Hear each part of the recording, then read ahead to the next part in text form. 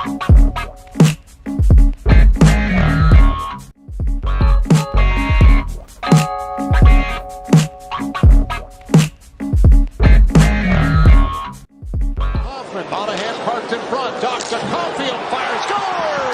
are about to enter Habs After Dark with Recliner Sports.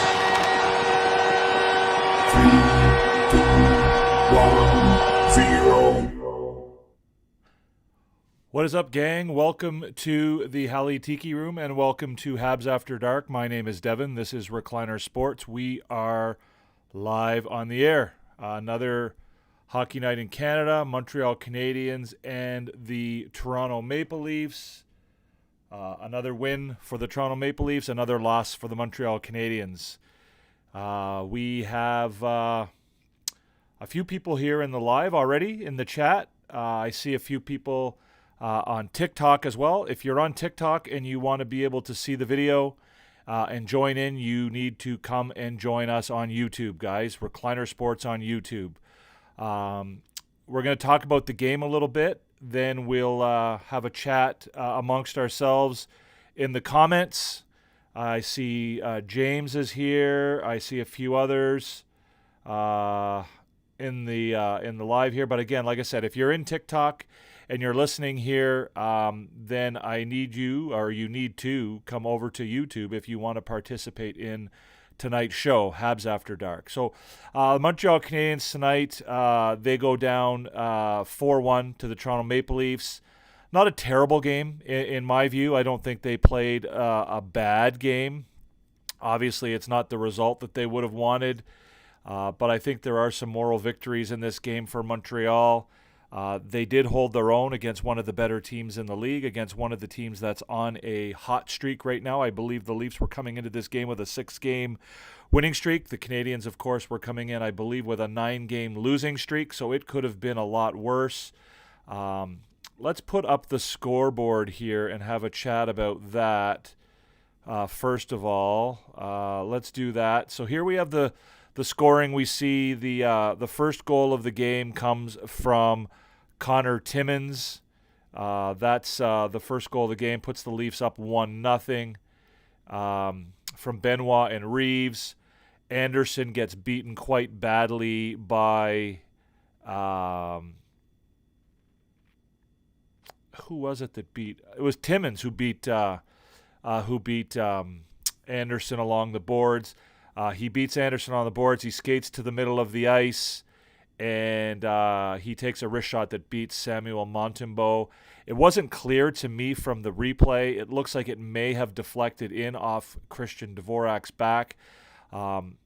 If that's the case, then I don't think you can put much of the blame on Sam Montembeault for that particular goal.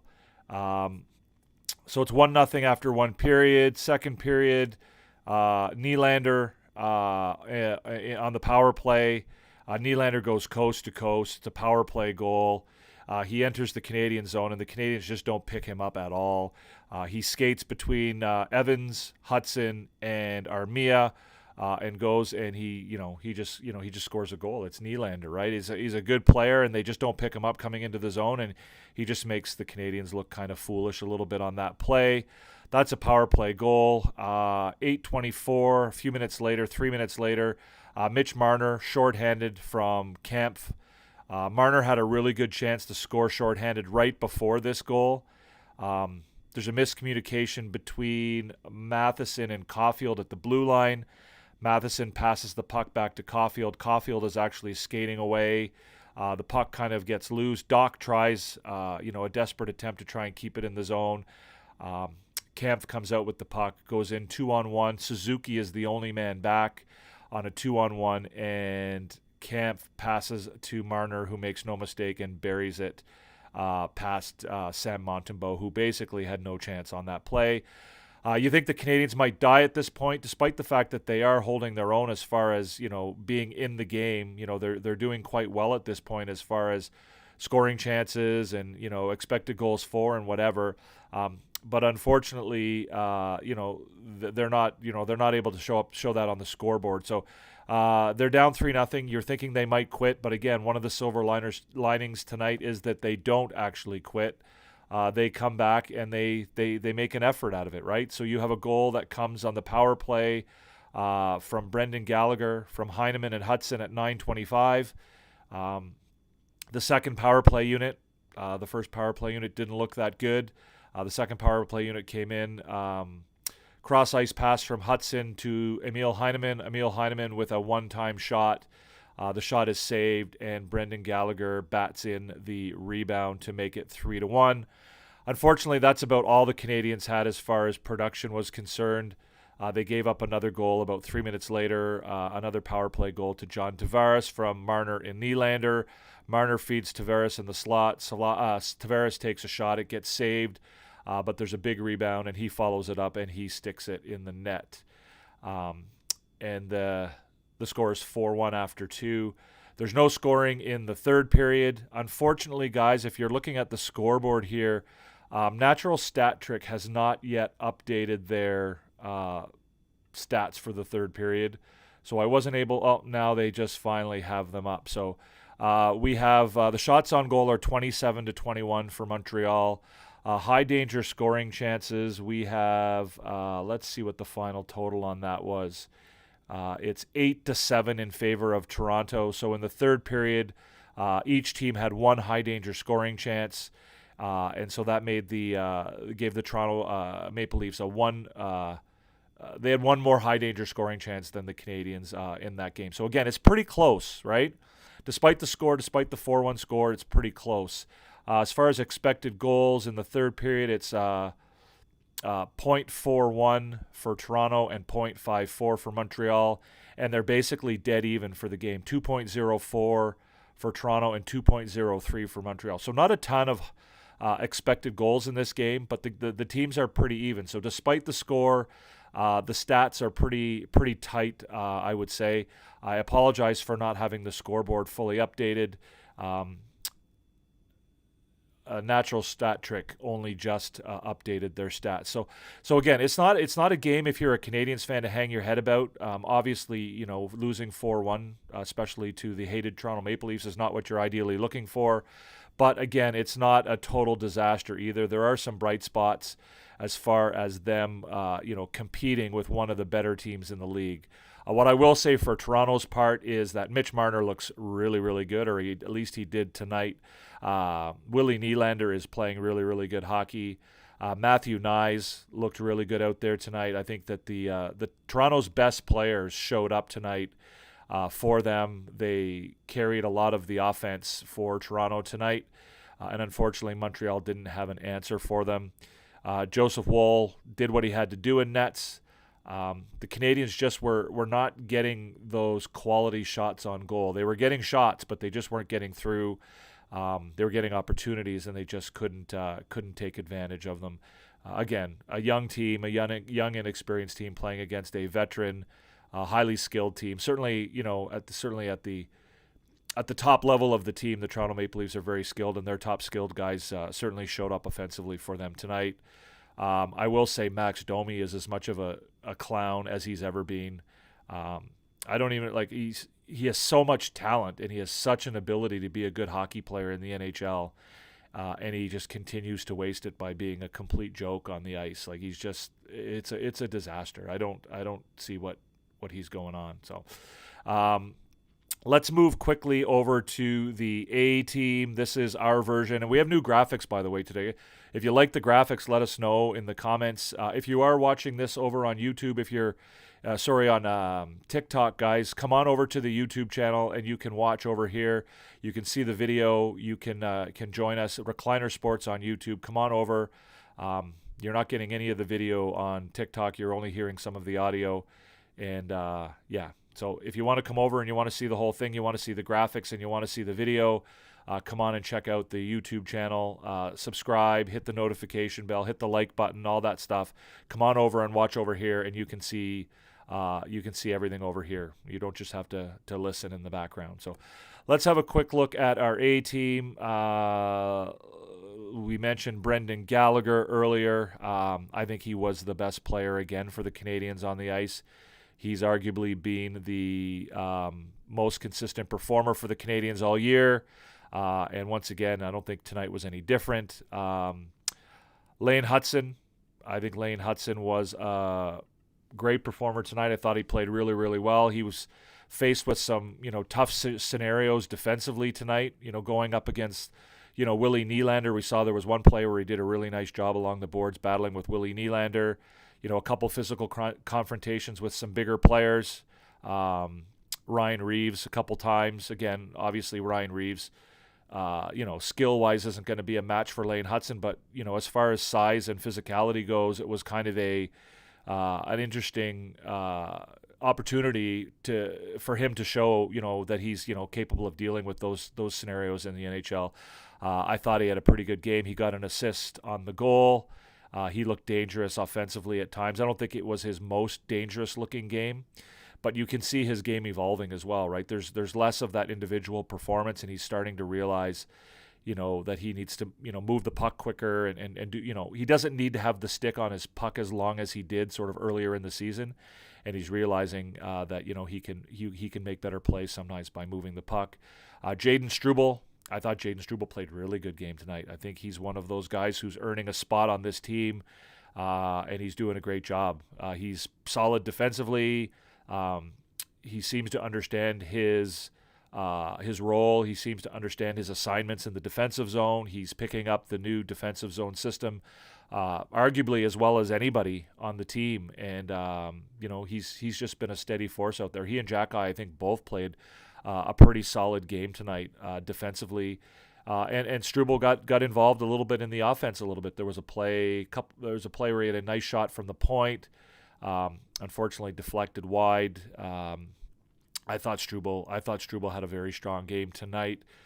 David Savard, maybe not a great start to the game, but I really liked the veteran leadership he showed when he kind of, roughed it up a little bit in the corner there with Max Domi. And then Max Domi had a little bit of a hissy fit and got all upset about it and, whatever. But he got under, he picked a target. He knew that Max Domi was a guy who he could get under his skin. He knew he could get him off his game. He knew he could create something there. Realistically, he should have drawn a penalty. The referees absolutely blew it. One of the multiple times that they blew it during this game. But again, if anybody can explain to me what David Savard got a roughing penalty for on that play, I'd love to hear it. I'd love to know why both teams had penalties on that play.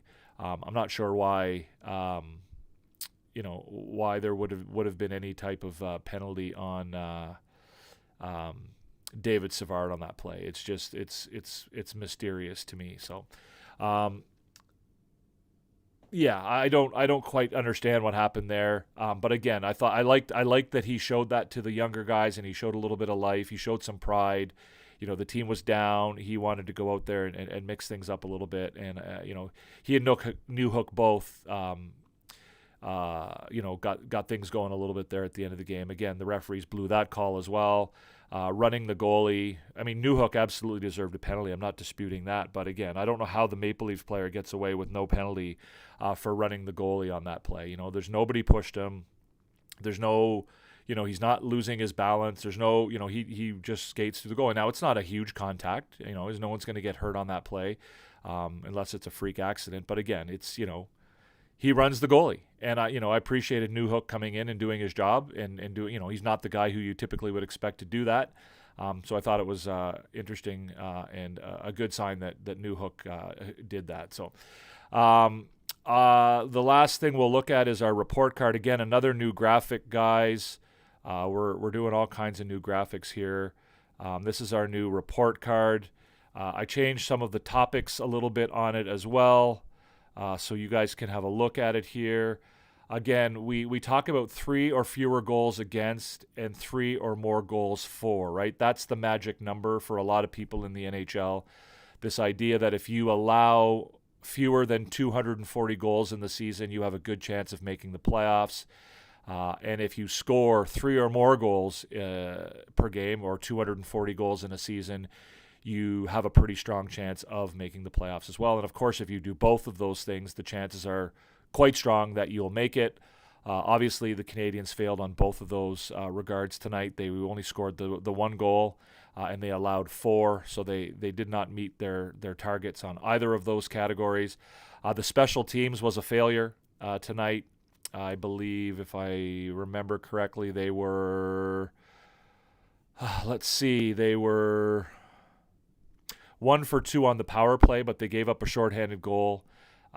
They gave up 2 goals on 4 penalty kills, so their penalty kill wasn't strong tonight. Their penalty kill has struggled quite a bit of late, especially compared to the way they started the season, as has their power play. Their power play has been decent, but again, they were a top 10 power play in the league for a while. I don't think they are anymore, and they were a top 5 penalty kill in the league, and they certainly aren't there anymore on that. So that's the report card. Special teams is a fail. Engagement, effort, and energy. I'll give them a check mark on that. I thought they certainly showed up to play. There was a level of effort there, and they were energetic. Despite the fact that they got down early, they didn't seem to quit. They didn't give up. They continued to play the game. I wasn't able to give them credit for a full 60 minutes because I don't think they contributed a full 60 minutes. So that's a fail. Was tonight's game a positive? Are they progressing towards the goal of this team being someday being a contender? I think that this was, yes. This was not a step backwards. I think tonight's game was a step forward despite the score. I thought they played well enough to count that as a positive. The discipline, again, I think the discipline's been pretty good this year. I don't think they've failed in that regard yet this year. I thought they managed their discipline quite well. Again, the referees, I think, were absolutely horrendous. Again, it didn't affect the game. It didn't affect the score anyway. Not in any real serious way anyway. But again, I have no problem with what Newhook did. I mean, the Leafs player ran the Canadiens goalie. I can't understand for the life of me, and again, if anybody can explain to me why David Savard got a roughing penalty in relation to that situation with Max Domi, I'd be very happy to hear it. So there's 4 X's and 3. Sorry, there's 5 X's and 3 check marks there. So overall, not a great game for the Canadiens, but I do, the progress check mark I think is a good sign. I think there was some positives in this game, and it was a bit of a step forward for this team. So I do have, I do have positive thoughts about this game. So, anyways, let's get to the comments, guys. Let's see if we can talk to the comments again, guys. If you're over on TikTok and you're hearing me but you're not seeing me, we are live on YouTube, Habs After Dark. If you want to see the video and see, the graphics and things that we're talking about over here on YouTube, come on over. The channel on YouTube is Recliner Sports. Come on over, hit the subscribe button, hit the notification bell, hit the like button, and come on over and join the conversation. We are in the and again, I do apologize for coming on a little bit late tonight, guys. I was waiting for Natural Stat Trick to update their statistics for the third period so that I could update my statistics for my scoreboard, but unfortunately it took too long and I wasn't able to do that. We have a few people in the live here right now. We have Frank, we have Zach, we have Cosmo is in here, James is in here. So guys, what do we want to talk about? Let's go back. Good game. Thank you, Hunter. It was an okay game.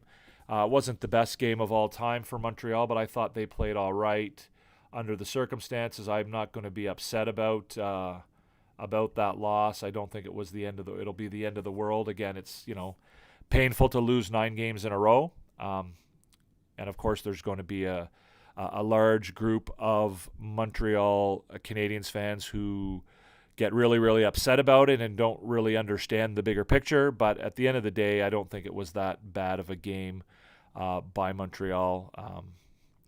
What else do we have here? James, the Leafs, in my opinion, played a better rounded game, and that led to them winning. Would not blame Monty on that game completely. Defense kind of lacked. Forwards lacked. We did not play a well-rounded game. The refs are kind of driving me crazy. Now I can't stand them. We can officially say we are 31 or 32 in the league now. I don't agree with all of that, James. I agree. I mean, I thought that the Maple Leafs played a very professional game tonight, right? They're a better team. They're a more experienced team. They're used to this kind of thing. They play, they're veterans. Like they're a contender, right? And this is how a contender plays. And this is what the Montreal Canadiens, are aiming to look like someday. And this is what they're working towards being, right? Is to being a team that, shows up and puts in a professional effort and takes advantage of their opportunities and beats teams that they're better than, right? So Montreal, scoring chances and expected goals, the game is pretty even. But a veteran team takes advantage of their opportunities and buries them, whereas, a younger team, might not. They might struggle a little bit in that regard. The finishing, right? The final touches of everything, like the details. These are the things that a younger team will sometimes struggle with, and a veteran team will take advantage of it. And we saw it tonight. Guys like Marner, Nylander, these are veterans, right? These guys are pros. They're not just veterans, they're pros. And they came out tonight and they put in a professional performance. And they took advantage of and beat a younger, less experienced team. So again, if you're over on TikTok, guys, come on and join us on YouTube. Come check it out. Recliner Sports on YouTube. We are live, Habs After Dark. Come check it out. We got graphics. We're talking over here. We're in the comments. Frank, I see, had a couple comments here that he has retracted. Cosmo says big Leafs win with 3 muscly arms. Yes, it was a big Leafs win. They definitely deserved a win, and they are definitely on a roll. Savard is hard to play against. He's a good defenseman. Yeah, I thought he had a good game tonight. Like I said, I had him in my I certainly had him in my A team. I thought he was one of the Canadiens' better players tonight. I thought he was one of the guys who showed up and did his job. Again, I'm still waiting if anybody can tell me what it is that he did to get a penalty on that situation with Domi. But I thought Savard had one of his better games of the year this year. I think we need a new coach with experience. Marty did not do it. Again, Frank, stop panicking, man. Like I don't get it. I don't know how many times I have to tell you, like what. Okay, I don't understand you, Frank. I don't think you quite understand the game of hockey very well. I'm not trying to be rude. You're a regular here. I get it. But every time you come into the live, you're panicking about something. There's nothing to panic about here. And if your answer is to that Marty St. Louis isn't up to this job, then unfortunately I don't think you understand. One, I don't think you understand what the Montreal Canadiens are trying to do here. And two, I don't think you understand the game of hockey. So. Hello, you-hoo. Yes, you're here. What's going on? Puckhawk, what's going on? Gallagher played 3 solid players. Well, I think Gallagher's been the most consistent player on this team. I think he's been a real revelation of this team this year. Going back to sort of the last 10 or 12 games of last season, he's been really good. He's just been a really good hockey player. Thanks, Connor. Thanks for coming over, man. If you guys, like I said, Connor came over from TikTok, guys, and he just joined the live over here on YouTube. He joined Habs After Dark. If you want to do that, come on over. Same channel, same name, Recliner Sports. We're over here doing Habs After Dark. If you want to come over, you should come over because it's a lot more fun over here than it is over there. Yeah. And if you're not following yet, guys, if you're not subscribed to the YouTube channel, guys, make sure you hit the subscription button. The notification bell, send us some likes. Hook us up. The Habs are a really great young team with so much ahead of them. They're just young and inexperienced. It'll all come with time. A good, mature veteran leader would be huge for you boys. Yeah, I agree with most of that, Connor. I don't think that they need a good, mature veteran leader. I think they have that. I think they have that in, Brendan Gallagher. I think they have that in David Savard. I think they have that in Mike Matheson. I think they have that in Josh Anderson, to be quite honest with you. I do agree. I mean, I think, again, there's going to be a large segment of Montreal Canadiens fans that looks at this game tonight and just sees a 4-1 loss to the Toronto Maple Leafs and automatically loses their mind. Like Frank, Frank freaks out. Frank's a freak out Frank, right? This is what he does. Every time, the Canadiens lose a game, he comes in here and the coach needs to be fired or somebody needs to be sent down to the minors. But to be fair, if you listen to the game, if you watch the game on TVA tonight, they're talking about, benching Nick Suzuki, and they're talking about putting players on waivers, and it's typical Montreal, and it's really unfortunate because in a rebuild, the key to a rebuild is patience. And Montreal is not a patient city when it comes to their hockey team. And the only thing that's going to derail this rebuild is if the pressure from the media and from the 60 percenters, the 60% of the Montreal Canadiens fans, if the pressure from that group becomes so great that the Canadiens have to somehow abandon the rebuild or do something that they don't want to do in order to placate the fans and the media, both of whom are extraordinarily impatient and frankly, we always talk about Montreal Canadiens fans being like some of the most knowledgeable in the world. Well, perhaps they are relative to other markets and other fan bases, but at the end of the day, just like every other fan base, there's a large group of Canadiens fans who just don't quite get what's going on with the team. They'll watch the games, maybe not every game, but most of the games they'll watch them. But beyond that, they don't really spend a lot of time following the team. They'll listen to the radio on the way to work in the car and stuff like that, but they just don't really get what's going on with the rebuild. And again, it's not a shot at the fans. I mean, not everybody can, dedicate the time to do all that. And I mean, to be fair, we've got members of the media that don't do it either, right? You got, people like, Stu Cowan that just doesn't understand, what's going on with this team. You got guys like, Tony Marinaro, who a lot of the time, while I think he's kind of putting on a show a lot, he doesn't quite get it either. So let us see. We got some more questions here. What did I think of Hudson tonight? I thought Hudson played well. I think he looks a little bit less spectacular now than he did at the beginning of the year because I think he's realizing he doesn't, he can't hold on to the puck and doesn't need to hold on to the puck as much as he, used to. I thought he played well defensively, and I thought he was dangerous on the offensive side of things when he was out there. I hope the Max Pacioretty injury isn't that serious as well. It looked not great, and it would be too bad for a guy like that who's had a ton of injuries over the years. And I'd like to see him, be able to keep playing. I will say this: we've already talked about two ridiculous calls by the referees. How was Max Pacioretty's hit on Caden Gooley at the beginning of the game not a hit from behind? Anybody got any commentary on that? So that's three things we should talk about, right? Like we'll talk about the Max Pacioretty hit on Caden Gooley. Number 29, whoever that is, ran the goalie in the third period, and Newhook got the only penalty on that. And then we've got the situation with David Savard and Max Domi, where Max Domi basically drops the gloves on Savard, who has no interest. Max Domi throws a tantrum because David Savard's too rough for him, and then he somehow David Savard gets a penalty out of that. So if anybody has any answers to either of those three situations and can tell me what the referees were doing or thinking in those situations, I'd love to hear it. If there's contact with the goalie, it should be definitely a penalty. It should have been 4-on-4. I agree with you, James. I agree with you completely. And there was contact with the goalie, and he wasn't pushed. He wasn't off balance. He just skated right through the goalie. Shea would have been huge for that young D-core. I'm a Leafs fan. I'm just not a delusional sports fan. Suzuki is one of the most underrated centers in the league. Yeah, Suzuki I don't think had a great game tonight. But yeah, I think he is one of the more underrated players in the league. I agree with that. Shea Theodore would be huge for any young D-core. I mean, he's a Hall of Famer, or he's about to be. So, I'm not saying that I think he deserves to be a Hall of Famer, because I'm not sure he does, but, he is and will be. And he was a great player and a great leader, right? A ton of leadership, and, any team would love to have, leadership like that on their team. I might have been wrong about the Habs being a wild card caliber team. Yeah, I don't think they are. I think you're right. I don't think they are, Aiden.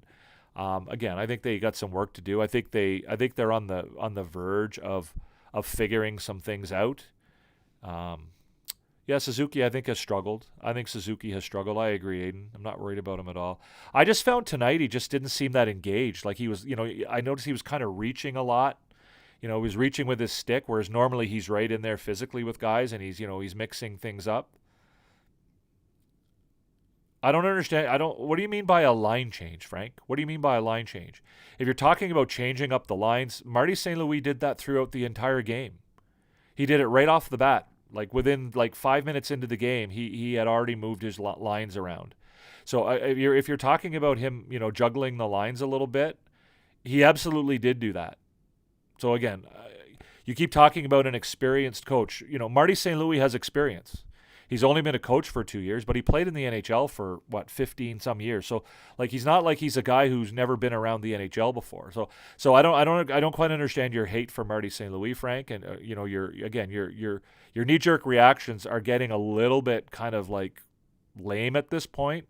And I've invited you to sort of do a little bit more research and be a little bit more informed when you come in and take sort of these knee-jerk bombastic responses to Montreal games. But again, there's absolutely nothing wrong with Marty St. Louis as the coach. He's not going to be fired. I don't think that an experienced coach would be any better here with this team. In fact, I think they would be worse. I'm certain they would be worse. And I believe that management has the same opinion that I do. And if you think that there was an issue with Marty St. Louis not being creative enough and not switching up his lines early enough or often enough tonight, you just absolutely weren't watching the game, because he absolutely shuffled his lines right from the very beginning, right? Like he moved Lane Hudson off of David Savard's line. He moved Savard. He split up Savard and Hudson and put Hudson out there with Struble for a little bit. Right in the first period, he had Savard and Jack-Eye playing together. And in the second and third period, he was moving his forward lines around a ton. So I'm not sure what you were watching, Frank. But again, if you think that Marty St. Louis is inexperienced and isn't the man for this job, I don't think you're quite on the right track. I'll be nice about it. He's been 4 games and no points, but he's been solid. His face-off numbers are great. He's a fantastic two-way center. So even when he's not producing, he's still effective. You're talking about Suzuki? Yeah, I do think he has struggled in his own right. I mean, his production is still there. His Holmberg. So Holmberg's the one who ran the goalie. Yeah, there you go, Zach. The Pacioretty hit could have been a penalty, but it wasn't egregious. Well, no, it wasn't egregious, but it was a hit from behind. It was absolutely a hit from behind, Aiden, right? I mean, I didn't say it was egregious. It's not like, the worst hit from behind I've ever seen. But, I mean, if we're going to call all these ticky-tack hookings and holdings and trippings where, a guy rests his hand on somebody's side or whatever, but yet we're not going to call a hit from behind. Like, he hit him dead square in the numbers. Dead square in the numbers. Like, it couldn't have been any clearer. Like, again, it just comes down to the referees, not following the rule book anymore, right? The referees are so egotistical in the league that they feel like the rule book doesn't apply and that they just, they apply the rules and they call what they feel like calling, right? And it's just a disaster. It's a disgrace. It's an embarrassment. And again, like I've said before, the NHL will remain the fourth of the big, North American pro sports leagues as long as they don't figure out what to do with their referees.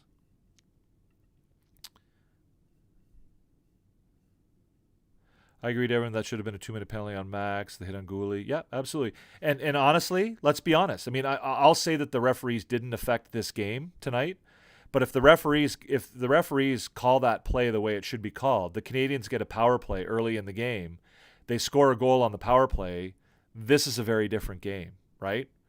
So if they get that power play, and I'm not saying they would have scored, they again, odds tell you that the odds are that they wouldn't have scored a goal, but their power play's been decent this year. If they get out there and, even get a little bit of momentum off of a power play, this game is very, very different.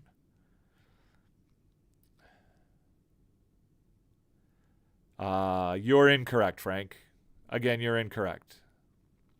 So again, Frank, I've told you this probably 15 or 20 times now. Again, if you're going to have these sort of outlandish opinions and these really drastic takes, and these knee-jerk reactions to the Montreal Canadiens, then I think you really sort of owe it to yourself and owe it to the people that you're having conversations with to be informed about it. Marty St. Louis is in his 3rd year as a coach in the NHL. And I don't even believe it's a full 3 years. Let's have a look here and see the stats. Martin St. Louis coach. If you're watching over or listening over on TikTok, guys, come on over to the YouTube channel and check us out. Recliner Sports on YouTube. We're here. We're hanging out. We're doing Habs After Dark. If you want to see the video and the graphics and participate in the comments, come on over to YouTube. Again, the channel is Recliner Sports on YouTube.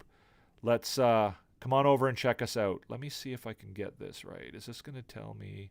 So he was hired. So he was hired in June. So he's just into his third year.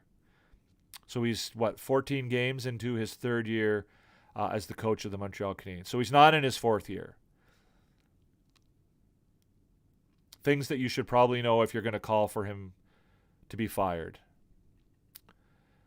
I'm not usually type to say this, but I was disappointed with the effort tonight. Okay. I honestly wasn't, Aiden. I honestly wasn't. I thought the effort was there. I just thought that some of the details weren't. And I thought that the Canadiens certainly had their opportunities and held their own with the team that's, certainly much better than they are. But I just don't think they were able to get it done. I agree, Zach. And again, he's a perfect coach for a rebuild. As a guy, the philosophy and the attitude that he brings to coaching is perfect for a rebuild. In contrast to, we're seeing, John Tortorella kind of, melt down a little bit in Philadelphia because he doesn't really have the temperament and the skill set to coach a young team.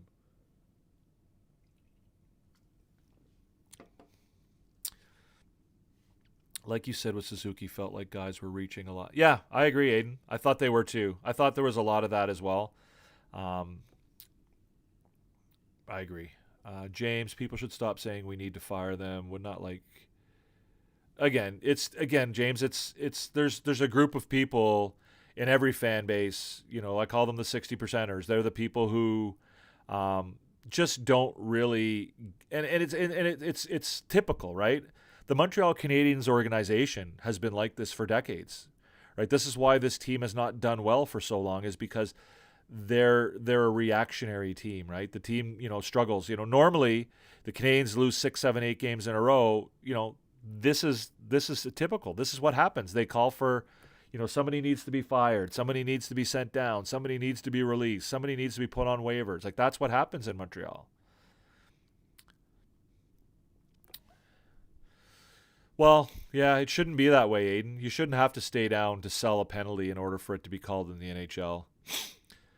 It's not even just the inconsistency, Connor. It's just that it's the pure, heavy-handedness of the referees, where they call what they want when they want, and it's not.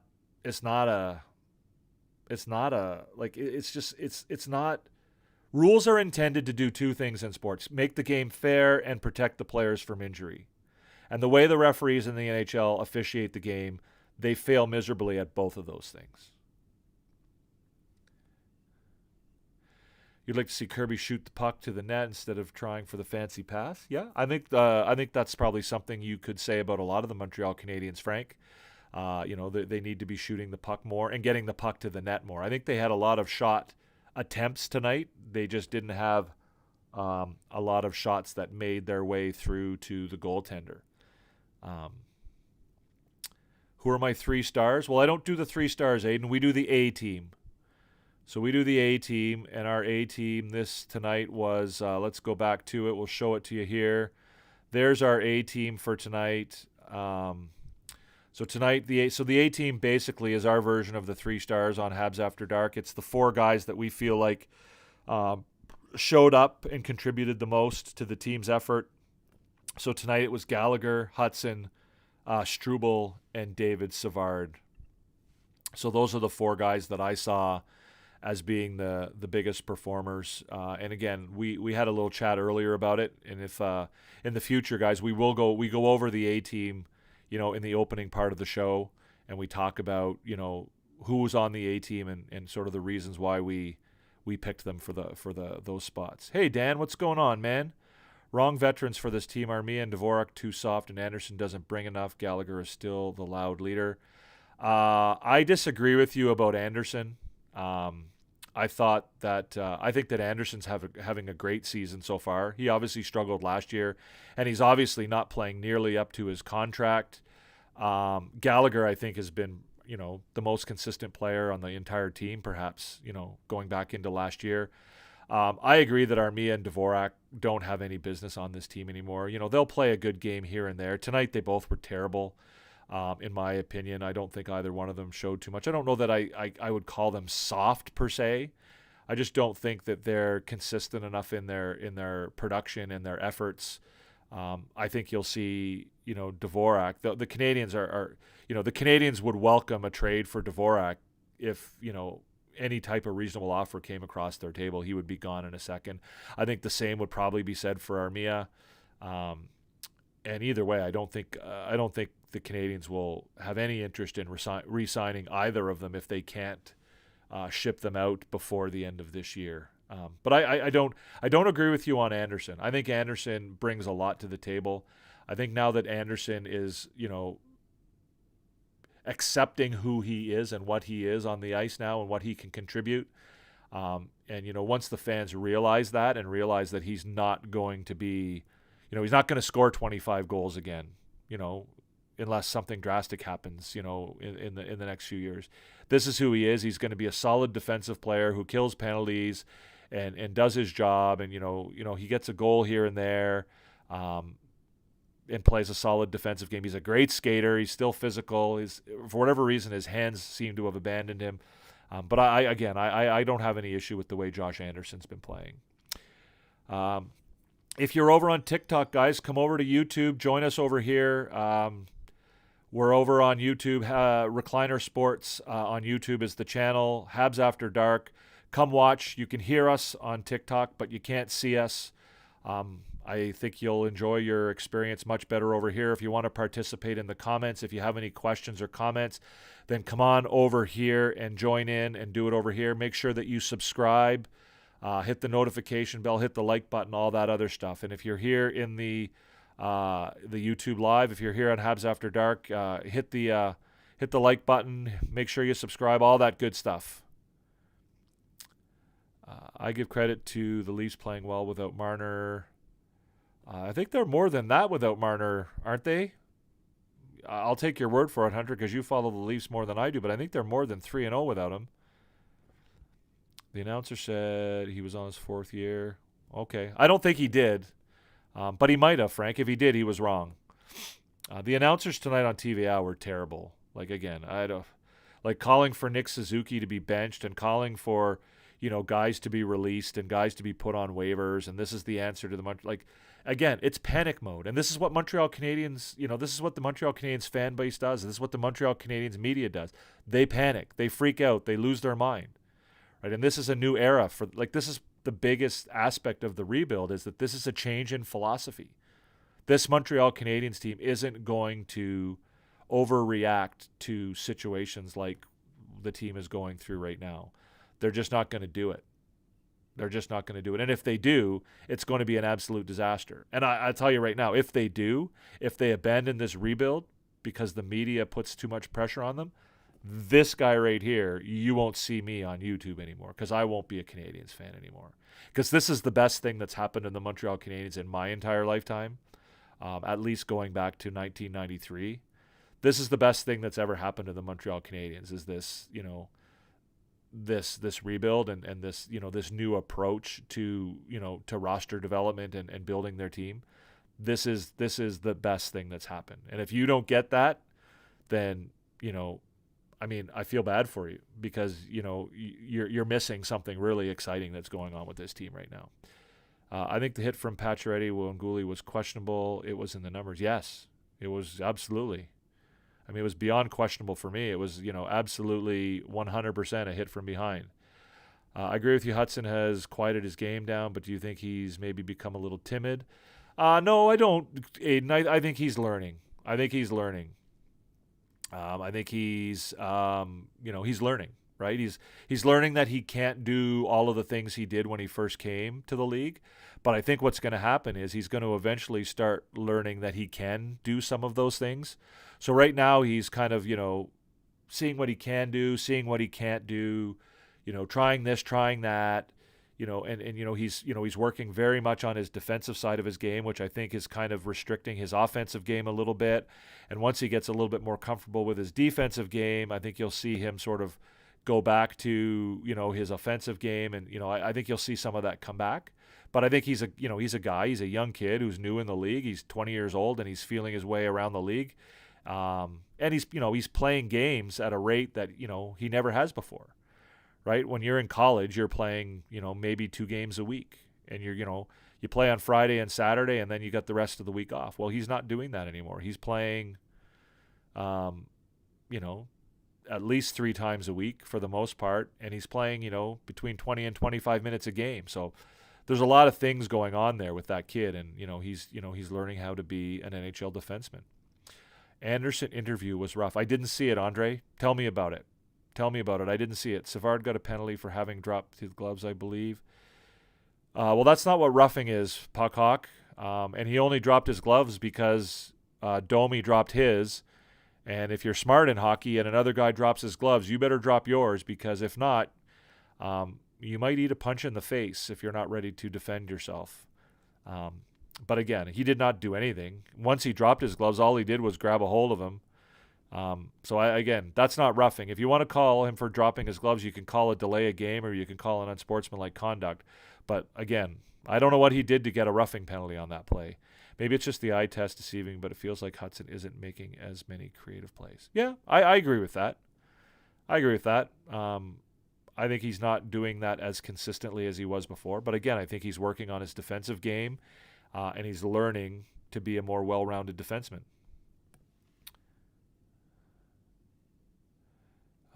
I feel Struble may have been over-evaluated. In what sense? I thought he was the best defenseman for the Canadiens tonight, Dan. Frankly, I thought he was the best guy, the best defenseman on the Canadiens all night. I thought he was great. I'm a big fan of Struble. I think he's a good hockey player. He struggled a little bit earlier in the year, but tonight he was fantastic. I got you, Hunter. I see you, man. I got you. Any other coach would probably overplay the veterans. Well, again, I think that Marty St. Louis is part of a plan, and he's not the only one who's part of this plan, right?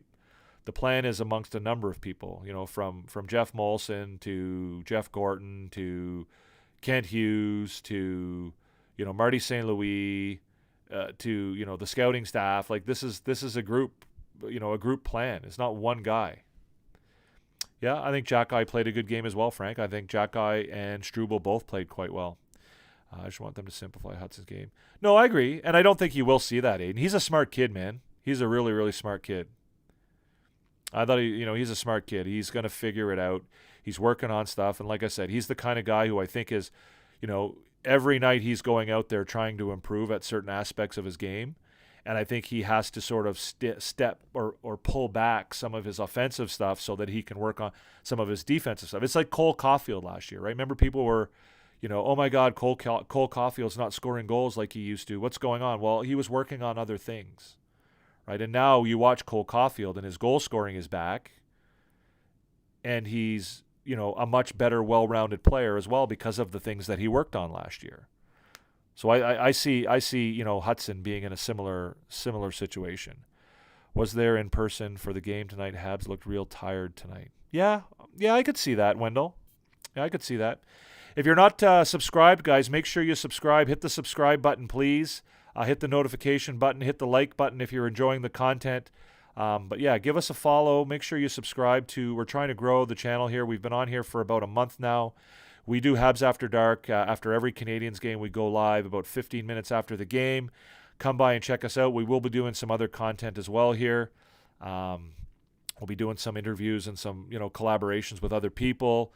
We'll be doing some other things other than just the post-game reporting kind of stuff that we're doing here at Habs After Dark. So if you're enjoying this stuff, then certainly, check us out. Make sure you subscribe. and check out our content. And if you're over there on TikTok listening without seeing any of the video, come on over to YouTube. We're over here having a chat, guys. Come join the comments. Come join the chat. It's much more fun over here. What do you think would be a good help to this rebuild? It's just time, Frank. It's just time, really. It's just going to take time. It's going to take these guys time to learn new things, and it's going to take time for them to learn how to win and to develop as pros and to to be a team, and all the details and all the little things. It just takes time. Could it be that Suzuki is playing injured? Yeah, absolutely. I wouldn't be surprised, Enter Trap. Again, that's the big thing that we have to understand, that as fans, we just don't have the information to know what's really going on. Right? Like these people, it really drives me crazy when people will say things like, well, he didn't really look like he was trying tonight, or there was no effort from him, or he looked lazy or whatever. Well, we don't know what's going on with these guys, right? We don't know what's going on with these guys. Like, were they, are they playing with a nagging injury? Like Slavkovsky was invisible tonight, right? After playing, I think you could arguably say that Slavkovsky was the best player for Montreal, certainly the best forward in each of the last two games. And he was invisible tonight. You didn't even see him.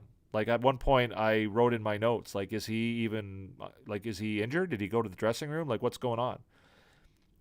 But who knows, right? And it could be anything, right? Like, I mean, it could be, they're dealing with an injury. It could be something as silly as, they broke up with their girlfriend, or, they didn't get a lot of sleep last night. For the veteran players, maybe they just had a new baby, and the baby kept them up late at night, or for the younger guys, maybe, they had they didn't eat properly. Like, it's really sounds stupid, but these are all little things that happen and can affect your performance.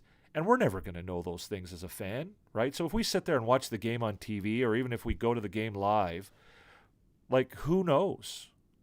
Who knows why they're tired, right? Maybe they went out and got drunk last night. I mean, they didn't, and they probably didn't. But again, like, we don't know these things. I thought the Habs had a chance to make the playoffs, but a week or two ago, they're falling off a cliff. Yeah, I agree. The injuries haven't helped. The fact that they haven't had a consistent lineup, I think, they're struggling. They're struggling. But again, the struggle isn't from a, physical skill point of view. I think the struggle is more about putting the mental side of the game together, right? Getting to the point where they show up every night and they put in a solid performance where, they take pride in the game, and they do their thing, right? They get to the point where, they feel like they're confident and that they belong out there. Like, some nights they look like they feel like they're like a guest, and that they don't belong out there against some of these teams. When they realize that they're as good as anybody in the league, and that they can perform with anybody in the league, and they play that way, and it shows up on the ice that way, that's when this team will be competitive. Do I think they should try to bring Demidov over? I don't know that it's really an option, Dan. I don't know how much of an option it really is. I don't think it's going to make that much of a difference, really.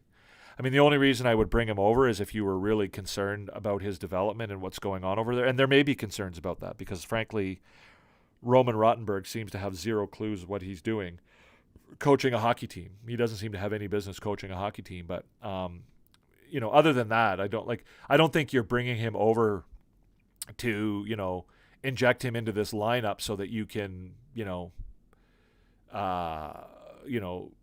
add his, I don't think you're bringing him over to be a producer or that he's going to have any level of impact on the NHL team. Yeah, Slavkovsky didn't really have a very good game tonight. He looked a little lost out there. I agree, Wendell. What do you think of Wool tonight? I'm glad to see him have a good game. Yeah, I don't think he was tested that hard tonight. I think the Leafs did a really good job keeping him insulated. They didn't really give up too many high-level chances. What did we say? I mean, I don't think either team really had a ton of high-level chances tonight. The total high-danger scoring chances tonight were 8-7, I think it was, in favor of Toronto. Yeah, Toronto had 8 high-danger chances, and the Canadiens had 7. Expected goals for were basically 2 each, 2.04 to 2.03. So again, I don't think Wool had a ton of work. But when he was tested, he certainly did the job. I don't watch the Habs every night, only when they play the Leafs, but it feels like St. Louis is being outcoached. He seems like a poor leader. Yeah, I think if you watch them a little bit more often and not just the games, I think you would understand that that's a kind of a bit of a wild statement, Wendell, to be honest with you. Leafs defense was the best I've seen this season. They looked pretty solid tonight. I will give them that. Was Tanev out there tonight? Did Tanev play tonight? I didn't notice him, which is maybe a good thing. Ekman-Larsson looked good. Riley looked okay. I've never been a big fan of Riley. He doesn't look great out there to me. McCabe played all right. So yeah. Michkov was a healthy scratch for the second game in a row. Again, John Tortorella's he's a terrible coach. Right? The only reason you're benching Matvei Michkov on that team is because you're trying to send a message. And coaches who are sending messages by benching players in the NHL in 2024 are terrible coaches. Okay, well, maybe that's a good thing that I didn't notice him. You know? Yeah. Especially a defensive defenseman, Wendell. I agree. I think being a captain of the Montreal Canadiens, there is a lot of pressure on a young player and focus on him. Maybe they could bring a spark plug player to live it up for. I don't understand what you mean by that, Frank. And I also, if you're suggesting they need to bring in a veteran leader on this team, I think, again, you don't understand how a rebuild works. So Timmins even scored a goal, yes. Yeah, no, I know what number he is. He wasn't very noticeable tonight. Did he play? What was his ice time? Let's have a look here. NHL.com. Tanev. Where are you, Tanev? Ooh, here. Where's the Canadiens game? There it is. So Tanev played tonight.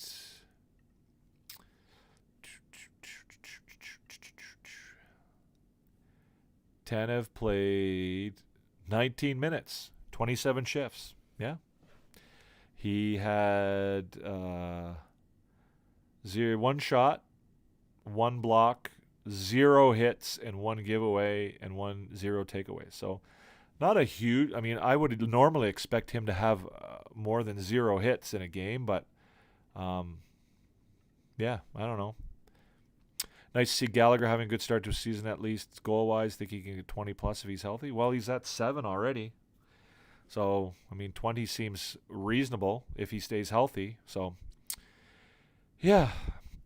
If you're over there on TikTok, I see there's 9 of you in the TikTok live. If you want to actually join with video and be part of the conversation, guys, come on over to YouTube. The channel is Recliner Sports. The show is Habs After Dark. We are chatting about the Montreal Canadiens and the Toronto Maple Leafs. The Leafs win 4-1.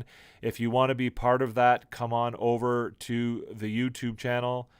Subscribe, hit the notification bell, hit the like button if you enjoy the content. But come on over, guys. It's really, really boring over on TikTok. And we're having a great conversation over here on YouTube. We have a bunch of people in the live right now or on the show in the comments. Come on over. Have a chat. We're not addressing any of the questions over in TikTok, but if you come over here, we'll certainly entertain and respond to your questions. You don't think you've ever seen Tanev lay a hit? Okay, well, he does. He does. Let's see what his stats look like for the year. Tanev hits. Let's go over here because they're going to have way better stats on Tanev over here. We'll go to player index. We'll go to Tanev. And, of course, there's going to be 2 Tanevs, so we'll have to pick the right one. We will pick Chris Tanev, and we'll hit summary. Let's see. Individual stats for Tanev. Ooh, what happened there? That's not good. Ooh, that's not good at all. What happened? What, I screwed that up. So Tanev, Hits. He doesn't have a ton of hits. You're right. You're right. He's not a huge hitter, I guess. I thought he was. He gets hit a lot.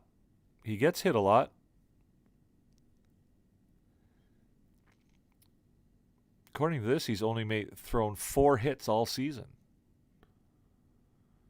That doesn't seem like a lot, but maybe he's not a big hitter. I'm really liking Nye's game this season. He's a true power forward. Yep, I agree. I think that Matthew Nyes is a great hockey player. Well, it doesn't look like he hit him much that last year either, Wendell.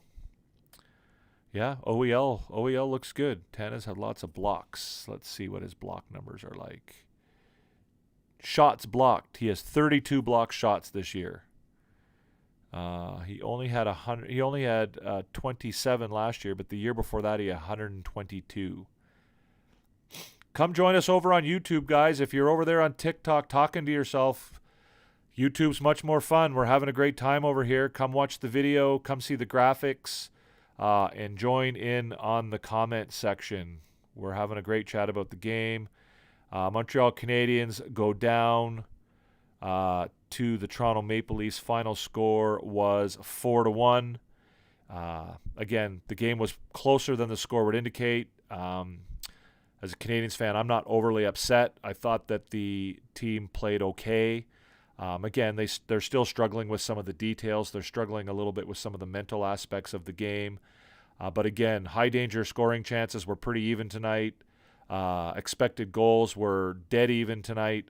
I don't think the Canadiens, this is not a situation where they need to be panicky or upset or freak out or anything like that. They played a good game. They lost to a more experienced, more skilled, not more skilled, well, I mean, maybe more skilled, but, certainly they lost to a better team, a veteran team. They lost to a team that's, they're a bunch of pros. Like tonight, the veteran pros of the Toronto Maple Leafs taught the Montreal Canadiens a lesson, I think, right? Marner, Nylander, Tavares, those guys, they showed up, they did their job, and they soundly beat the Montreal Canadiens, despite the fact that the game was actually relatively close. Brewer has changed Nyes for the better. He's using his 6'3" frame. The whole team hits now, and I'm so shocked with Holmberg play. He hits, fights, battles. He will get a great contract. No, bring the player from the Rocket like Roy, who's been doing really good. Yeah, I think they have a plan for Joshua Roy, Frank. I think he's down in the minors. He's doing quite well, which I think they're obviously really happy about. But I think they have a plan for him. They have a plan for him to stay down there for a certain period of time so that he can improve, and that when he comes back, he'll be a better player in the long run. I don't think they're sending him down there, just for some short-term modifications. I think they're sending him down there to work on things so that, he will be a really good player in the long run. I think they see a lot in him, and they expect a lot from him. No point to bring Roy up when the team isn't doing great. I don't disagree with that, Chase. And I think that, I think sometimes when they send players down, they send them down with the understanding that they're going to, be down there for a period of time so that they can actually, gain something from the experience, right? I think you're seeing that with Mailloux as well, right? Mailloux was the best player in the American Hockey League last week, and, he's not being called up. Joshua Roy is one of the leading scorers in the AHL. He's not being called up. They're calling up Lucas Condada ahead of him.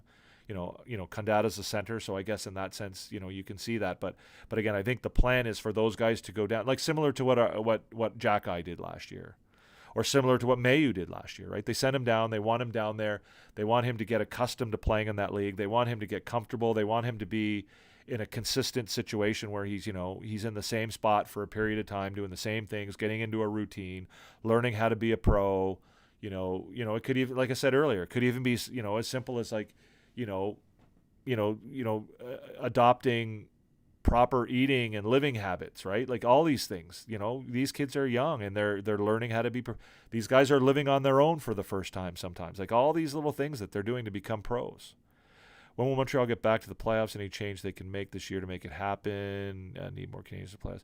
They're in a rebuild, Wendell. It's not again. If they don't make the playoffs this year, they don't make the playoffs this year. They're not going to, abandon or move away from their rebuilding plans, in an effort to make the playoffs this year. It's just, rebuild comes with tough times. You're going to lose. Yeah, you could do that, Dan. But again, I think that I think they also want to give those guys an opportunity to play, at that level and get good at that level and get dominant at that level and get, they're trying, it's not always the best thing for young hockey players to be bringing them up and down all the time. Now, it's not as big a deal for Montreal because their farm team is sort of in the same neighborhood. But again, I think they see the value in leaving a young kid in a consistent situation for a period of time and not sort of, okay, you're going to be up in Montreal playing for the Canadiens for a week, and then we're going to send you back down and you're going to play down there for 2 or 3 weeks, and then you're going to come up for a couple games, and then you're going to go back down, and then you're going to do this, and you're going to I think they want these guys to go and get comfortable in a specific situation in a specific league and playing against a specific type of player, and get to the point where they feel good about themselves, and this is part of their development, right? You don't want to, first of all, you don't want to rush these guys. 18-year-old, 19-year-old, 20-year-old hockey players don't play in the NHL a ton, right? Unless you're, extremely talented, So, yeah, you can do it with a Lane Hudson, but, a guy who's probably going to be a third or fourth liner at best in the NHL, like Florian Jacki or Luke Tuck, they're not the kind of guys that, play a lot of hockey in the NHL when they're, 20 years old. Thanks, Hunter, man. Have a good one. I appreciate it. We have to allow players in Laval to stay put there and develop properly. The pipeline is very good, and many of our current deficiencies will be addressed in the future. Absolutely. I agree with you completely, Entertrap. I think you get it. Entertap, sorry. You get it, right? That's the plan, right? And these guys, the Canadiens are not any moves that the Canadiens are making right now, any moves that, they're looking at or considering or making are not designed with a short-term gain in mind. They're all, everything they do is with the long game in mind. That's what they're thinking about, right? How does this, this move or this decision or whatever we do here, how does this help our team in the long run? So they're not going to bring up Luke Tuck because they think he can help them for 3 or 4 games or whatever. They're going to leave Luke Tuck in the American Hockey League because they see Luke Tuck as a potential fourth liner of the future for this team, right? And I do too. Jacki or Tuck, I could very well see if they continue to develop as being, fourth liners. To me, the fourth line of the future for Montreal, in 3 or 4 years when this team is, in the middle of it all and a contender, I see a fourth line of, Owen Beck, Jake Evans, and either Tuck or Jacki. If that's our fourth line, then I think we're going to be doing very, very well. If that's their fourth line, then the Montreal Canadiens will be doing very, very well. I don't ever really buy a rebuild. I don't remember the last time the Leafs had it. Well, the Leafs have never had a rebuild other than being very bad and getting it. That's the difference, Wendell. If you think that a rebuild is simply, being really, really bad and getting some draft picks and then getting better, that's not a rebuild. A rebuild is a conscious decision, right?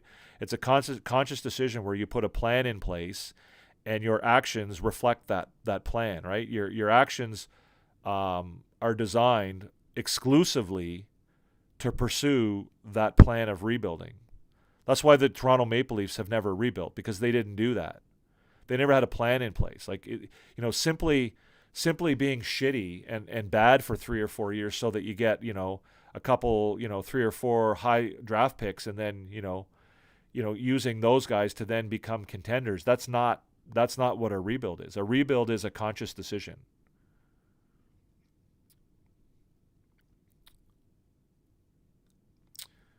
Yeah.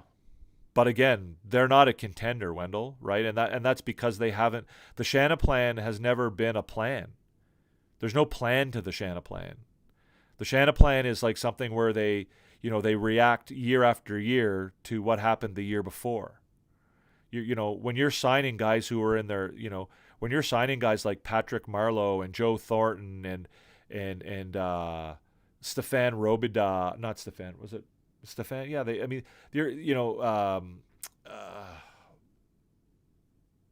what was his name? Dominic. Anyways, you're signing these guys who are 35, 36, 37 years old. This is not rebuilding. Salut Olivier, ça va bien?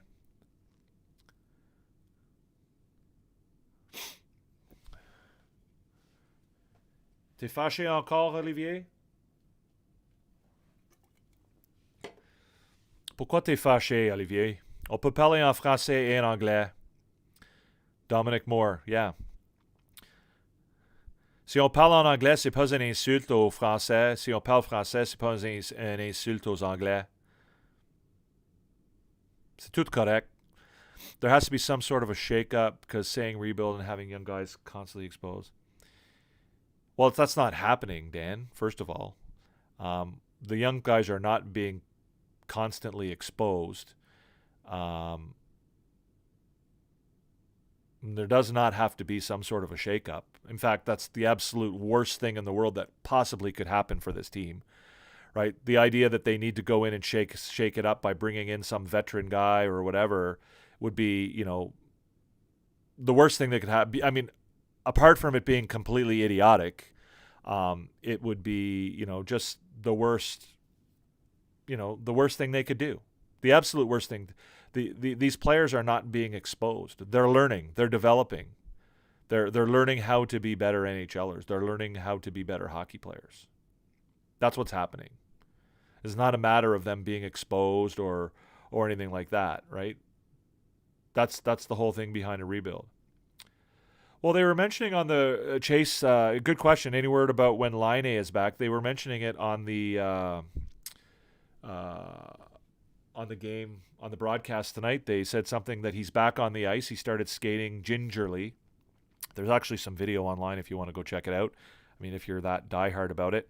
And they're saying that apparently if everything goes absolutely well, if everything goes to plan, that he might be able to be back on the ice and playing by the end of the month.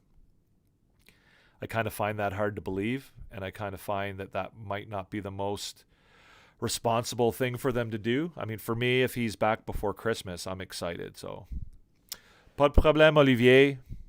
Y a pas de problème. Merci de nous avoir joindre ici. Go follow us, Olivier. Subscribe, souscrire. Est-ce que tu peux souscrire à notre réseau ici? Le réseau de Recliner Sports. Hit the subscribe button, guys. Like, share, follow, all that stuff. If you're not a subscriber, make sure you subscribe. If you're enjoying the content, hit the like button.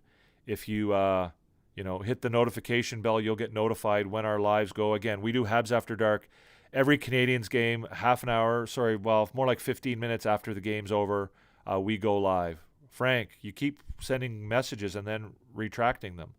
The Habs are an attractive team. I think they get some veterans in. Again, not the plan, Wendell. But what do you mean a rebuild is an excuse? What does that even mean? It's not an excuse. Like it's a plan, right? And that's the problem. Most NHL teams are reactionary. It's why they get mired in mediocrity for so long, right? It's why the Toronto Maple Leafs continue to make the playoffs but can't really get past the first round of the playoffs, right? It's why, Buffalo continues to miss the playoffs. It's why Detroit, is always right around the playoffs but can't really do anything more than that. Or if you're happy with your team being sort of a borderline playoff team year after year after year, then so be it. That's great. But if you want to do more than that, you have to actually have a plan in place. So again, I just don't think you understand what rebuilds are, Wendell. And I mean, if you want to talk about it, I'm happy to have a chat with you about it because I spent a lot of time. I'm fascinated by the rebuild, and I spent a lot of time, listening to different people talk about it, listening to Kent Hughes and listening to Marty St. Louis, and listening to, Jeff Gorton and looking at, what went on in New York, teams that, there's only 3 or 4 real rebuild efforts, ever in the NHL, quite honestly. So if we lose 10 in a row, what do you think is going to happen? Nothing's going to happen, Frank. You're going to wake up in the morning and everything's going to be fine. Yeah. Rebuilds are not linear. Players don't develop on a linear level. They don't. Their development is not like that. Sometimes you take a couple steps forwards and then you take a couple steps back. That's the way it works, right? And there's different aspects to development too, right? There's physical development, there's mental development, there's team development. There's all kinds of different aspects to this. And right now, this team is in a stage where they're trying to develop mentally into a competitive team, a team that knows how to win, a team that knows how to, to execute the details that it takes to be a pro. Like, this was a big lesson for them tonight. They went up against a team that was better than them, that had more veteran leadership than them, and knows how to win, right? A team that, in the regular season anyway, knows how to go out and beat teams that it's better than, right? The Toronto Maple Leafs step on the ice and they know what they're doing. The Montreal Canadiens step on the ice sometimes and they're like, they're like Bambi. They got the wobbly legs and they, they're outside of their element a little bit and they just don't, sometimes that but that's something they'll develop. They're working on that. It's not a matter of, oh, well, we need to go out and get, Dante Fabro, or we need to go out and get, a veteran. Like, it's not.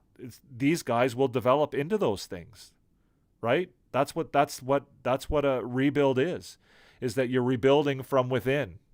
You're not out there signing free agents, and you're not out there trying to rebuild by picking up guys from, picking up other teams' trash. Wendell, of course that's not the plan. The plan is to develop and get better. What don't you understand about that, Wendell? Like, what? I don't understand why that's so complicated to understand. The plan is to develop and get better. And that's what they're doing right now. And anytime you learn anything, whether it's in hockey, whether it's in school, whether it's at work or anywhere, sometimes things go badly. You have to fail before you can succeed, right? You don't walk into school and learn algebra in one afternoon, right? You don't go to work and learn how to change an engine, in one day. You don't learn to be an NHL contending hockey team in the short term. It takes time. Yeah, and Edmonton's rebuild never really worked because they didn't commit to it fully, Cohen. Right? They didn't fully commit to it. And now they're outside, they're about to be outside of their window for winning the Stanley Cup. What do you mean, what's the plan? Well, they don't. What do you mean, ride it out with this rookies? Like, what rookies are you talking about? What rookies are you talking about? The Montreal Canadiens on their team this year have 2 rookies tonight they played? Hudson and Heineman? What rookies are you talking about?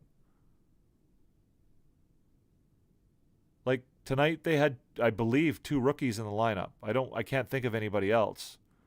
Hudson's a rookie and Heineman's a rookie.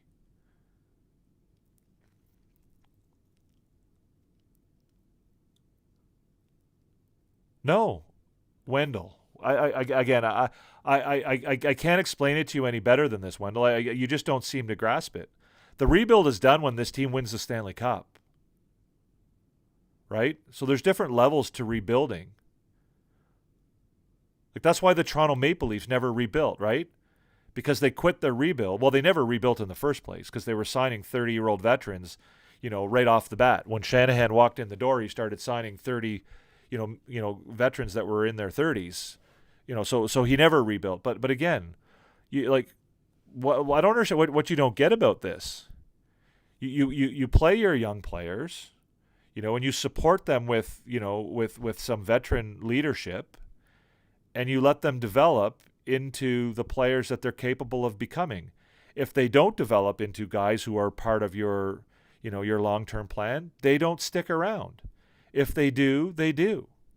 Right? So guys like Hudson, guys like Gooley, guys like Jackeye, guys like Reinbacher, these guys develop, guys like Mayu, these guys develop over the years, and they go from being rookies to being young players in the league to being, guys who are in their prime who hopefully become impactful quality players in the NHL.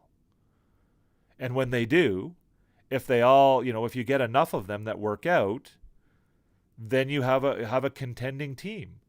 And then you get to be a contending team. And then you might sprinkle in a couple guys, as finishing touches to hopefully put you over the edge. But you don't 2 years into a rebuild because, things aren't developing on a linear level and you don't continue to, your growth doesn't continue to go straight up in the air like a rocket ship. You don't panic and lose your mind and start, trading away draft picks and young prospects for, veteran leadership or, a guy who might be able to get you 25 goals. You don't do that.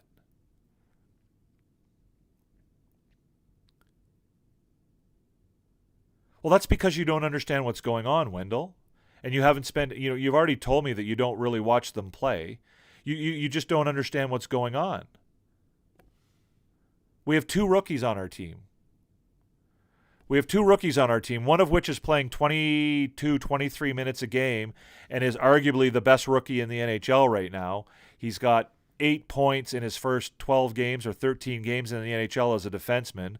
And the other guy is Emil Heineman, who's playing a third and fourth role, who's a guy who is 22 or 23 and already has a couple years of American League experience under his belt.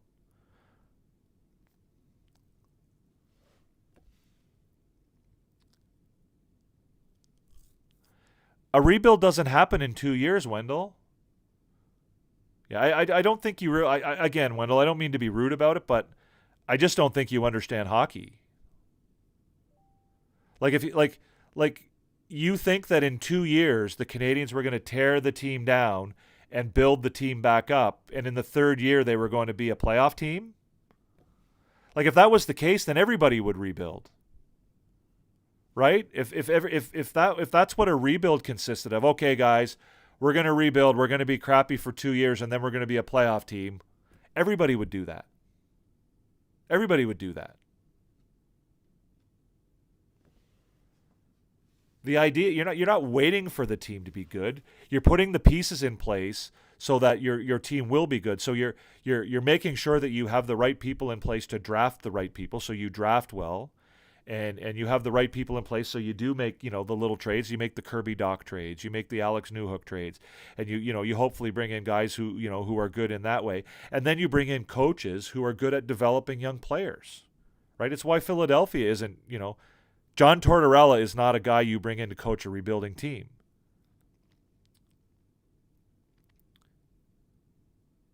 What do you mean they're not changing anything? Of course they're changing anything. Like, who is on this team that was on this team 3 years ago, Wendell? What do you mean we're not changing anything?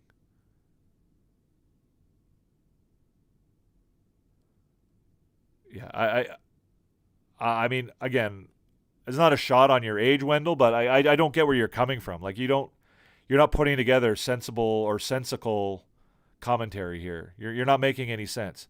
What do you mean they're not changing anything? It's not the same. Like there's like 5 guys on this team who were on this team. Like how many players are left on the Montreal Canadiens from the team that went to the Stanley Cup final? Gallagher, Anderson, Armia. That's like, what are we talking about, Wendell? There's like barely any. And the reason a lot of those guys are still there is just because of their contract situations. If you're over on TikTok, guys, come join us on YouTube. Join us, the Recliner Sports channel. We're doing Habs After Dark. We're going to finish it up here shortly, guys. We've been going longer, but the conversation's been really quite good, so I've been keeping it going here longer than we normally do. We do Habs After Dark every Canadiens game. 15 minutes after the final horn, we go live with Habs After Dark. We talk briefly about the game, and then we sort of get into the comments. And tonight, the comments have been really good. But again, if you want to join that, you're over on TikTok wondering what's going on. If you can't, you can't see me, you can only hear what's going on. If you want to see the whole thing, guys, come over to YouTube. Make sure you subscribe, hit the notification bell, and if you enjoy the content, give us a like as well. Do I think that Jeff Molson is getting impatient if he sees the fans not coming into the building? Well, the fans are coming into the building. I think that if the fans stop coming into the building, that would probably have an impact. Yes, it would. I don't see that happening. And again, if you're a Montreal Canadiens fan and you stop coming to the building because they're losing in a rebuild, I don't think you're much of a hockey fan. I don't think you're very committed to your team. I don't think you understand what the team is doing, and I don't think you understand hockey. If that's what you're suggesting. Caulfield, Suzuki, Montembeault, I think. Yep. Yeah, those guys were there. Montembeault, I think Montembeault was there. And then I think you would also have Gallagher, Anderson. Yeah, not every first-round pick makes it. What do I think of Slav? I think he needs to go back to first line. I agree. I'm not a big fan of some of the moves that St. Louis has done. I think that Jake Evans has played well, and certainly, you could argue he deserves the promotion. But Jake Evans is not a second line player, and taking him away from Gallagher and Anderson certainly did not help them. I think and certainly putting him on the first line, it's just, it hasn't worked out. It hasn't worked out. I don't. I think there are certain players who have certain roles, right? I think there's guys who are meant to be top six forwards, and there are guys who are not meant to be top six forwards, and that line is getting blurred a little bit by Marty St. Louis right now.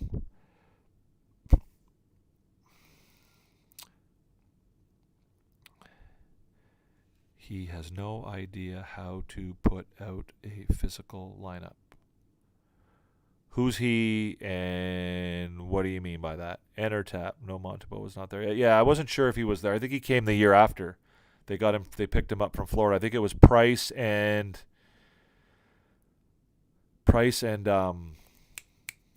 Jake Allen.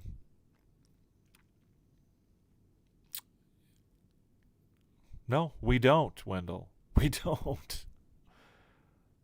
So let's look at who played tonight, Wendell. Let's look at the Canadiens roster tonight. So who played tonight for Montreal? Brendan Gallagher, he was there, yes. Cole Caulfield, he was there, yes. Suzuki, he was there, yes. Newhook was not there. Anderson was there. Slavkovsky wasn't there. Dvorak wasn't there. Armia was there. Heineman was there. Evans was there. Doc wasn't there. Condotta wasn't there. Matheson wasn't there. Gooley wasn't there. Struble wasn't there. Hudson wasn't there. Savard wasn't there. Jackeye wasn't there. Primo wasn't there. Montembeault wasn't there. Right? So that's the team that played tonight. And so if you add, guys like Laine, he wasn't there. If you add, guys like Mayu, he wasn't there. If you add guys like Joshua Roy, he wasn't there. So this is not the same team that went to the Stanley Cup final. It's not the same team. So, Newhook, Doc, and Gallagher. Yeah, I think that's dangerous, though, Chase. I think one of the reasons why Gallagher is doing as well as he is that they're sort of, he's not having to play a ton of minutes, and he's not having to play hard minutes. Gallagher is physically, he's been through a lot. Yes, we are in a rebuild, but unfortunately, some people don't understand what a rebuild is, James. So, am I excited for Demidov next year? Yeah, I'm excited. I don't know. He'll come for sure, James. But whether he plays in the NHL next year or not, I'm not sure. All right, guys, I think we're going to call it quits there now. We've been on here for quite a while. Again, if you're over on TikTok, We are live on YouTube, Habs After Dark on the Recliner Sports channel. Come on over, hit the subscribe button, hit the notification bell. You will be able to actually participate in our discussion, in our show over here. If you're over on TikTok, you can hear us maybe, but you're not going to be able to do anything more than that. But we are live on YouTube.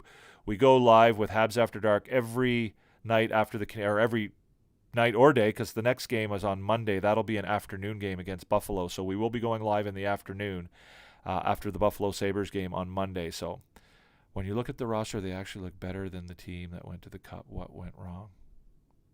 I don't know what you're talking about, Wendell. Sorry, man. Do you think the media set the bar too high in Montreal? I do. I think the media in Montreal is, 75% of the people in the media are just, they don't get it in Montreal. And these are people who should get it better. They get paid to understand what's happening, and they just don't. I think a lot of it has to do with them being more interested in getting readers and viewers and listeners than it does about actually talking sensibly and intelligently about the team. But that's part of being in Montreal. So opinions on our goalie situation, and do you need to go get a starter? No, we don't need to go get a starter. I think Montembeault is fine. I don't have any concerns about the goaltending. I think the goaltending you will see get better as the defense gets better.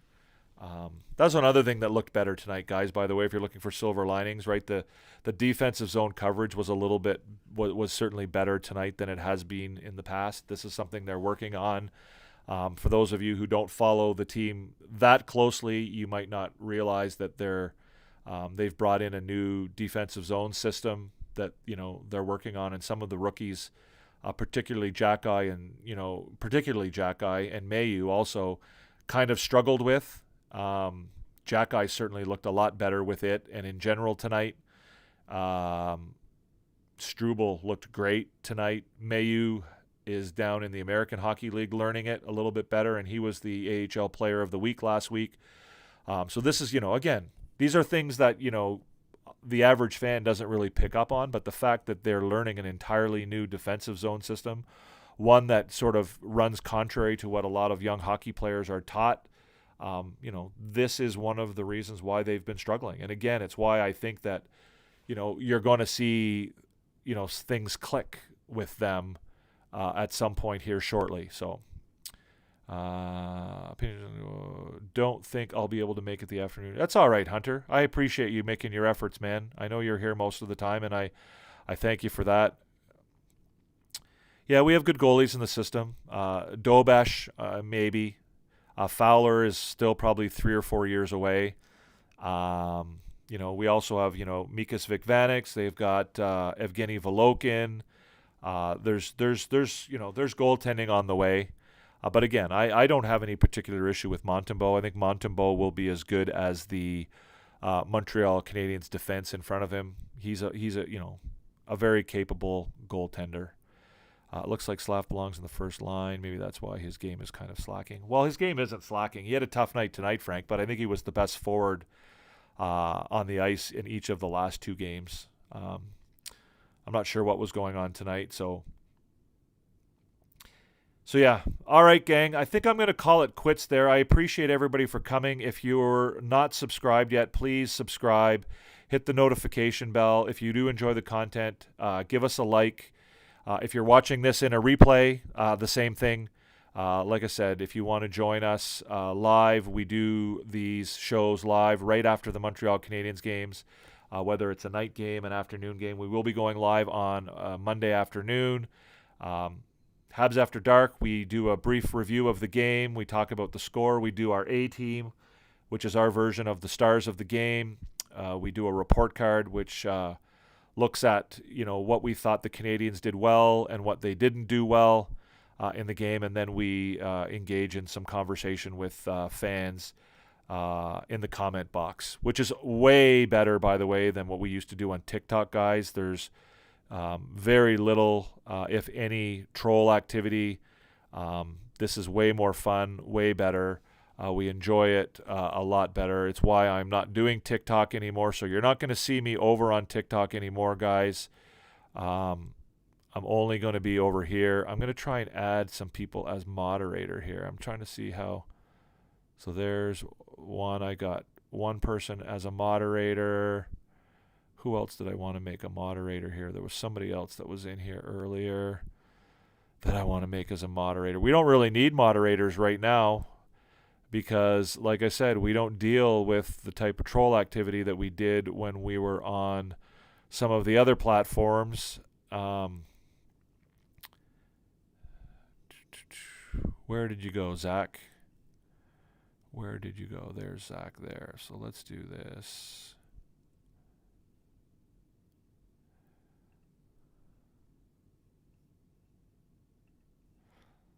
So there. All right. So yeah, so that's going to be just about it. Like I said, if you are watching this in a replay, again, it's much more fun live. You get to participate in the comments. You get to participate in the conversation. So yeah, if you're watching this later, we go live right after the games.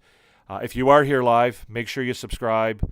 Again, I really appreciate everyone coming by. It's another, I don't know what I'll say, disappointing loss. Again, I think the Canadiens, I think there were some positives to take out of this game. I think there was certainly a step in the right direction, despite the score. They lose 4-1 to the Toronto Maple Leafs on Hockey Night in Canada. But I think there's better things coming, guys. If you're a Canadiens fan, I think you do have reasons for optimism, and I think you have reasons to enjoy this team and to look forward to what is coming down the road. Tonight, I think we saw some of that. I know that there's going to be a lot of you who are going to think I'm crazy for saying that, but again, I invite you to pay a little bit closer attention to exactly what this team is trying to do.